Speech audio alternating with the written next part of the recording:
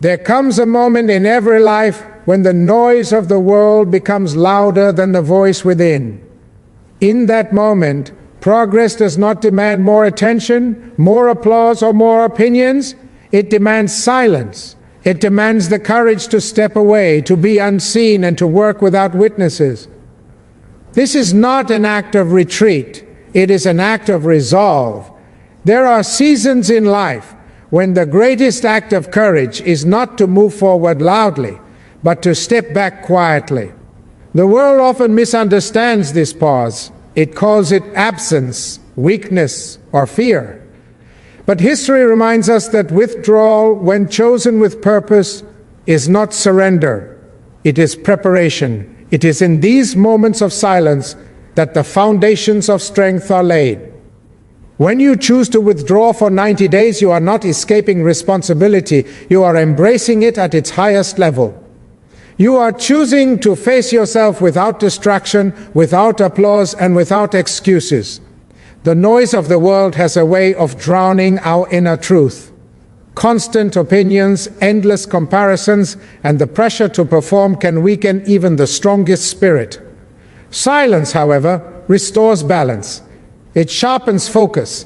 It allows clarity to replace confusion. In preparation, there is discipline. Discipline is not punishment. It is freedom in its purest form. To rise early when comfort calls you to sleep, to work when motivation fades, and to remain committed when no one is watching. This is how character is formed. These quiet victories, unseen by the world, shape a person more deeply than any public success ever could. True strength does not demand attention. It grows patiently, like roots beneath the soil, unseen yet essential. A tree does not announce its growth, but when storms arrive, its strength is revealed. In the same way, 90 days of focused withdrawal builds an inner resilience that cannot be shaken by circumstance or opinion. You learn endurance. You learn restraint. You learn the value of progress over praise. Preparation also teaches humility. In silence, pride fades and purpose becomes clear. You begin to understand that greatness is not about being seen, but about being ready. Ready to act with wisdom, ready to stand firm under pressure, ready to serve something greater than ego or comfort. Preparation strips away what is unnecessary and leaves behind what truly matters. When the period of withdrawal ends, you do not return seeking validation. You return equipped with clarity of thought, discipline of action, and calmness of spirit. The world may not know what you endured in silence, but it will feel the strength you carry within you. Your words will carry weight. Your presence will command respect. Your actions will speak with authority. Withdrawal, when guided by purpose, is not an escape from life. It is an investment in it. 90 days of preparation can redefine years of your future. And when you step forward again, you will do so not as someone who hid from the world, but as someone who prepared in silence to meet it with courage, dignity, and unwavering resolve. Discipline is not a punishment imposed from outside. It is a promise made within. It is the quiet decision repeated daily to honor your own potential. When a person chooses discipline, they are choosing self-respect. They are declaring that their future matters more than their comfort, that their purpose is greater than their impulses, and that their life deserves structure, direction, and meaning. For 90 days, restraint becomes your teacher. You wake up when the body asks to rest. You work when the mind seeks distraction. You say no to what feels good now, so you can say yes to what will be great later. This is not an easy path, but dignity has never been born from ease. It is born when a person proves to themselves that they can be trusted. Every disciplined action, no matter how small, strengthens that trust. Time is the most democratic resource we possess, yet discipline determines who truly owns it. Without discipline, time controls us. With discipline, we reclaim it. When you decide how your hours are spent, when you protect your mornings, your focus, and your energy, you begin to live deliberately rather than accidentally. This control is not rigid or cruel. It is liberating. It frees you from regret, from chaos, and from the constant feeling of being left behind by your own ambitions. Habits, too, are acts of self-respect. What you repeat, you become. Discipline is the bridge between intention and identity. In these 90 days, you replace habits that weaken you with habits that strengthen you. You train the mind to endure discomfort and the body to obey direction. Slowly, quietly, you transform. Not because someone is watching, but because you are focused, is perhaps the greatest gift discipline offers. In a world determined to divide attention, discipline unites it. You learn to be present with your work, your goals, and your values. Distraction loses its power when purpose becomes clear. With focus, effort multiplies. Progress accelerates. Confidence grows. Not the loud confidence that seeks approval, but the calm confidence that comes from knowing you are aligned with your path. There will be moments of doubt, moments when the old habits call you back. In those moments, discipline becomes courage. It reminds you that self-respect is not built in a single day, but in the choice to continue. Each day you remain committed, you reclaim a piece of your power. Each day you resist what weakens you, you strengthen what defines you. At the end of these 90 days, you will not be perfect, but you will be grounded. You will with quiet authority, knowing that you have governed yourself with integrity. Discipline will have restored your dignity, not by force, but by choice. And from that dignity will rise a power no circumstance can take away. The power of a person who respects themselves enough to live with purpose. Long before a leader stands before the world, they stand alone with themselves. Leadership is not born in crowds, nor is it shaped by applause. It is formed in solitude, where there are no shortcuts, no masks, and no escape from truth. In these quiet moments, a person confronts their fears, their weaknesses, and their unfinished potential. This confrontation is not easy, but it is necessary, for no one can lead others before learning to lead themselves. Solitude strips life down to its essentials. When the noise fades, distractions lose their grip, and the mind begins to speak honestly. In isolation, there is no one to impress and no one to blame. Every failure belongs to you, and every victory is earned by you. This is where accountability is born. This is where character takes root. Solitude teaches patience, resilience, and clarity, qualities no book or speech can truly give. History often remembers leaders for their public victories, but it forgets the long, lonely seasons that shaped them. The strength the world sees is forged when no one is watching. In solitude, habits are built, discipline is tested, and values are refined. It is here that a person learns to endure discomfort, without complaint, and uncertainty without surrender. These lessons prepare the spirit for responsibility far greater than the self. Isolation also teaches humility. When you are alone, titles disappear and status loses meaning. What remains is purpose. You begin to understand that leadership is not about power over others, but mastery over self. You learn to listen more than you speak, to reflect before you act, and to measure success not by recognition, but by growth. This humility becomes the foundation upon which true leadership stands. In solitude, vision becomes clearer. Away from opinions and expectations, you begin to see your path without distortion. You understand what must be done and what must be left behind.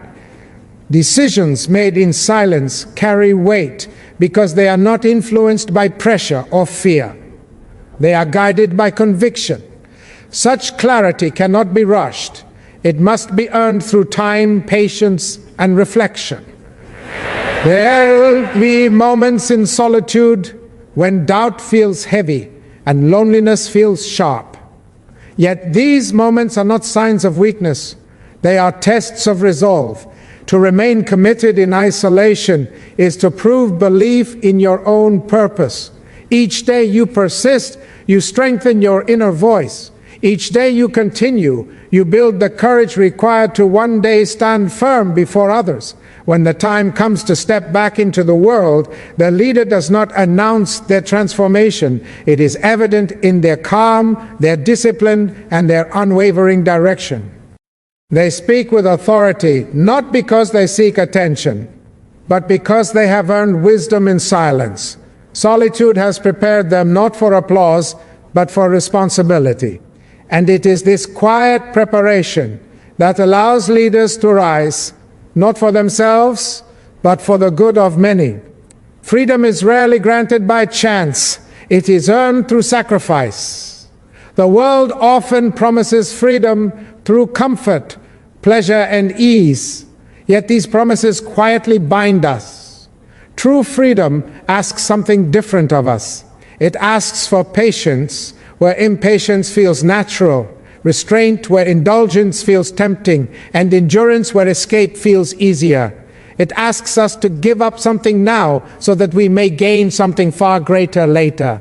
90 days of sacrifice may seem small when measured against a lifetime, yet its impact can echo for years. When you choose to delay pleasure, you reclaim control. When you endure discomfort, you weaken the chains that habits, distractions, and fear have placed upon you. Sacrifice, when guided by purpose, is not loss, it is liberation in disguise. There is dignity in choosing the difficult path, to wake early when rest calls you back, to work in silence while others seek amusement, to remain focused while the world rushes past. These are not acts of denial, but acts of self-respect. In these moments, you are no longer governed by impulse. You become the author of your own discipline, and with that discipline comes freedom. Short-term sacrifice teaches patience, a virtue the modern world has almost forgotten. It reminds us that meaningful progress cannot be rushed, and lasting change cannot be borrowed. Patience strengthens the spirit, allowing it to withstand pressure without breaking. In waiting, you learn that not every desire deserves obedience, and not every moment demands reward. Discomfort too becomes a teacher. It reveals how strong you truly are.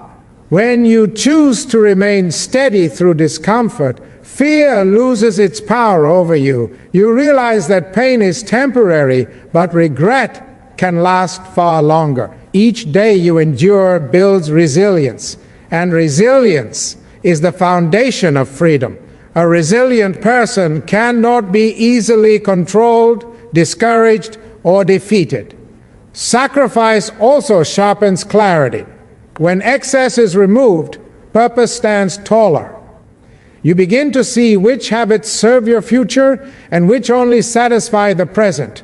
You learn to invest your time, energy, and focus wisely. In this clarity, freedom takes shape. Not the freedom to do everything, but the freedom to do what truly matters. There will be moments when the sacrifice feels heavy and the reward feels distant. In those moments, remember that freedom is not found in avoiding struggle, but in mastering it. Every disciplined choice weakens the grip of old limitations. Every day of commitment strengthens your authority over your own life. When the 90 days pass, you may not celebrate loudly, but you will stand differently. You will move with confidence born from self-mastery. You will speak with calm conviction. The world may not know what you sacrifice, but it will feel the freedom you carry. And that freedom will not be temporary. It will be the result of a choice made with courage, patience, and unwavering resolve. Returning after a season of silence is not a moment for display, it is a moment for duty. When you step back into the world after 90 days of discipline, you do not return to announce what you have endured. You return to demonstrate what you have become. True transformation does not seek applause. It carries itself with quiet strength and speaks through action rather than words. Those who disappear with purpose understand that growth is not an escape from responsibility, but a preparation for it. In solitude, ego weakens and clarity grows. You begin to see that life is not about proving superiority, but about being useful. Power gained only for admiration fades quickly. Power gained for service endures, because it is rooted in purpose rather than pride. When you return, you bring with you a steadiness the world cannot easily disturb. Your confidence no longer depends on approval because it has been tested in silence. Your courage does not need validation because it was built in isolation.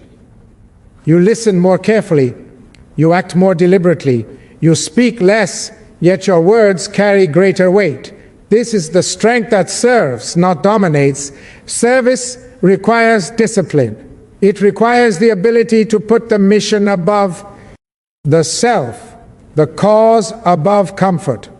Monk mode trains this ability.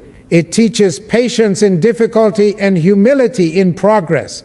It reminds you that leadership is not measured by how loudly one is heard, but by how deeply one uplifts others. The discipline you practiced alone now becomes the foundation upon which others can rely. Returning to serve also demands compassion. Solitude sharpens understanding. You realize that everyone is fighting unseen battles, that weakness is often a result of guidance never received. With this understanding, judgment softens and responsibility grows. You no longer seek to stand above people, but beside them. Strength becomes a shield for others, not a weapon against them.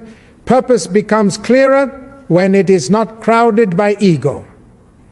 You understand that your growth was never meant to end with you.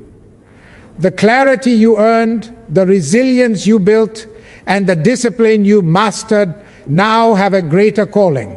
They are meant to create impact, to build, to protect, to guide, to serve something larger than personal success.